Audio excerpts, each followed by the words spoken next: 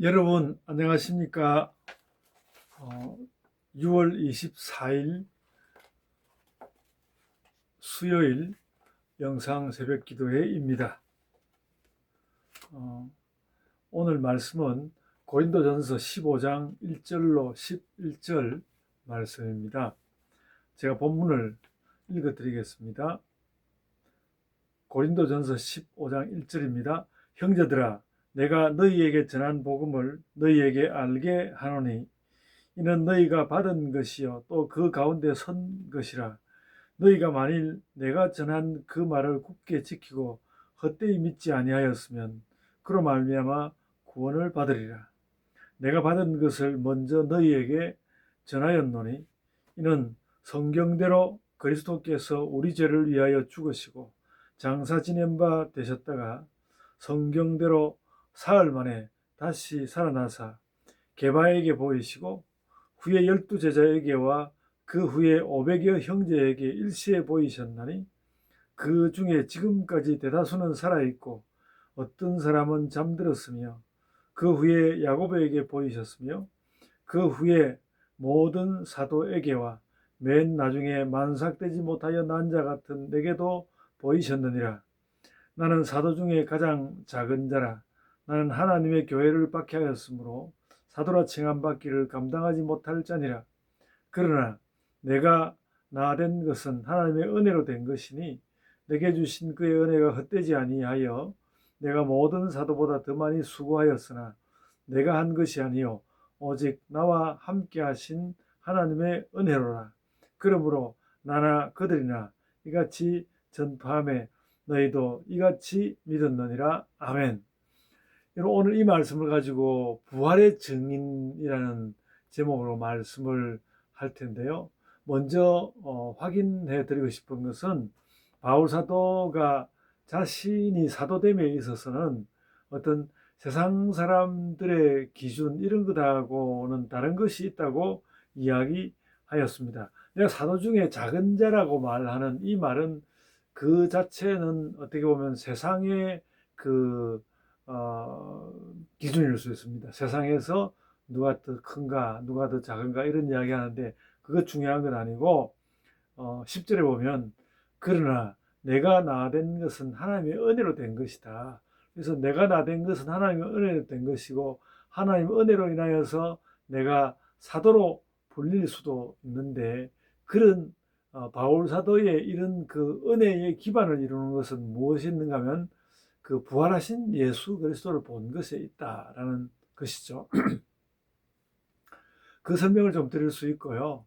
그리고 이제 그 예수 그리스도를 부활하신 그리스도를 본 증인들을 5절로부터 8절까지 해서 말씀하고 있는데 역시 여기에서 이제 8절 그 5절로부터 8절 중에 8절 맨 마지막에 맨 나중에 만삭되지 못하여 난 자 같은 내게도 보이셨다.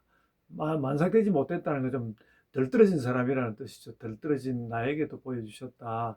그런 말씀을 하고 있는데 이것은 바울 사도가 그 부활의 증인들을 열거함에 있어서 어떤 다른 사람들로부터 들려온 아무개는 분명히 보았어. 아무개가 명백히 보았어. 이런 것에 관한 말보다는 물론 자신의 이야기를 맨 나중에 8절에 밀어 놓아서 맨 마지막에 기록하였지만 바울 사도가 그 부활의 증언을 하는 사람들을 볼 때 가장 그 기준을 삼고 있는 이는 오히려 자기 자신이라는 것이죠. 자기가 잘나서 그런 것이 아니라 자기 자신은 분명히 부활하신 예수 그리스도를 보았다는 것이죠. 그 예수 그리스도를 본 것은 물론 예수님이 부활하던 당시에 본 것은 아니지만은 부활하신 그리스도가 명백히 살아 계시기에 자기 자신에게도 그 모습을 자신이 보았던 그 어느 때에 다메섹 그 도상에서 보았던 그때에 그리스도께서 역사하셨다는 것이죠. 부활하셨고 살아계시니까 나에게도 보이신다는 그런 뜻이겠죠. 그것을 기반으로 그리스도 분명히 그렇게 살아계시니 다른 제자들에게 보이는 것도 매우 마땅하다는 그런 말씀이고요. 저는 오늘 뭐 게바에게도 보이셨고 12제자에게 보이시고 그리고 또 7절에 가면 그 후에 야고보에게 보이시고 그 후에 모든 사도에게도 보이시고 그렇게 했다는 이야기를 하고 있는데 어, 그 에, 오늘 제가 말씀을 드리고 싶은 것은 그 6절의 말씀입니다. 그 후에 500여 형제에게 일시에 보이셨다라고 기록하였는데 언제 그렇게 하셨나 라는 말을 할 수 있겠는데 마태복음 28장 16절 17절에 보면 제자들이 갈릴리로 되돌아가서 그곳에서 예수님을 만났다는 말씀을 하고 있는데 그 마태복음의 기록을 볼 때는 거기에 500명이 모여 있고 그렇게 보일 만한 말은 없습니다만은 오늘 이 고린도전서의 기록의 순서도 먼저 베드로에게 보이시고 12제자에게 또 보이시고 그 후에 500여 형제에게 보이시고 뭐 그런 다음에 실제로 그 후에 야고보에게 보이셨고 그 후에 모든 사도에게 보이셨다고 이렇게 이야기한 것을 보면 이 500여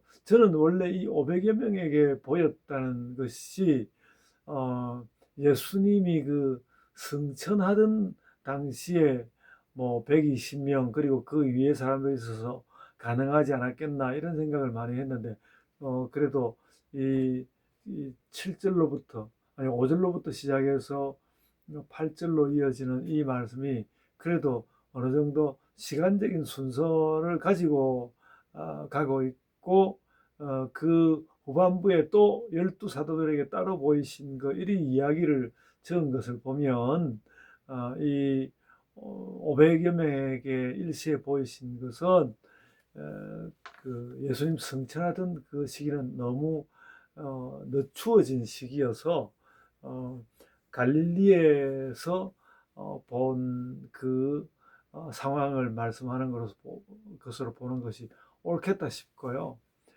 그리고 우리가 이런 말씀 가운데서 알아야 할 사실 한 가지는 제가 오늘 이 말씀을 보면서 굉장히 유심히 보게 되었는데 그 사도행전 1장 11절에 보면 승천하시는 그 예수님을 향하여서 천사들이 하는 소리가 갈릴리 사람들아 너희가 어찌하여서 하늘을 쳐다보고 있느냐 이런 이야기를 하는데 그러니까 그 아직은 그러니까 성령 강림이 일어나기 전까지는 뭐 예루살렘 사람들 가까운 예루살렘 가까운 곳에 사람들이 물론 있었죠. 예수님이 그 예루살렘으로 들어가시고 나오시고 하면서 그 잠을 주무셨던 곳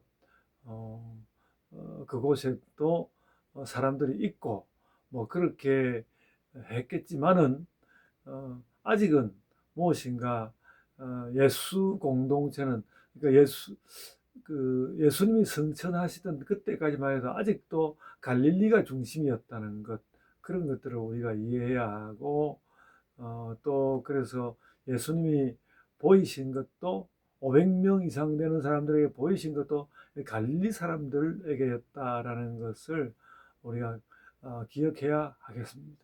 그러니까 많은 그 사람들에게 예수님의 복음을 전하고 그렇게 하셨지만은 역시 그 예루살렘 교회를 이루는 그러니까 성령 강림하고 예루살렘 교회를 이루는 그 이전까지의 예수 공동체는 갈릴리 공동체였다는 것을 우리가 확연히 좀 깨닫고 부활의 증언도 그러하다는 것을 우리가 알아둬야 하겠습니다. 이것이 그 앞으로 또 어떻게 우리에게 의미 있게 다가올는지 모르겠는데 예수님의 복음 사역, 예수 공동체의 복음 사역이 확연히 그 성천하기까지는 갈릴리 사람들의 사역이었다는 것을 우리가 알고 그 이후에 예루살렘으로 나아가고, 그렇기 때문에 예수께서 이 사도행전에서 보이는 대로, 사도행전에서 예수님이 당부를 할 때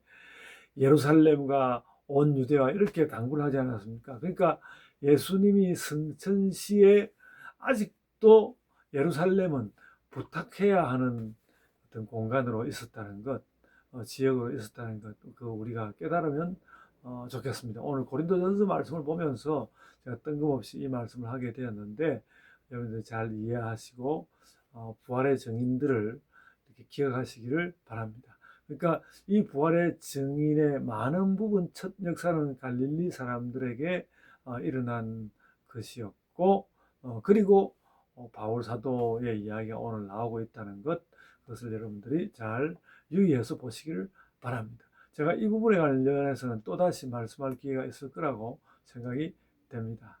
제가 한번 이제 제가 기도하고 오늘 모임을 마치도록 하겠습니다.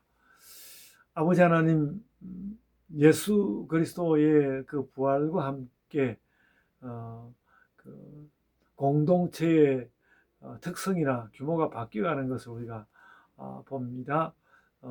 저희들은 또 오늘 저희의 시대에 서서 부활의 증인으로 살게 하여 주옵소서. 감사하옵고 예수님 이름으로 기도드리옵나이다. 아멘.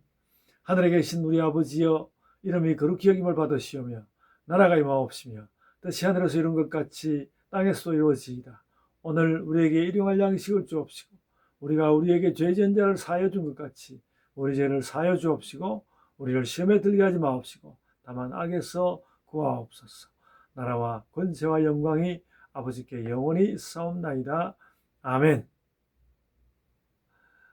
여러분 이제 각자의 기도로 기도하십시오.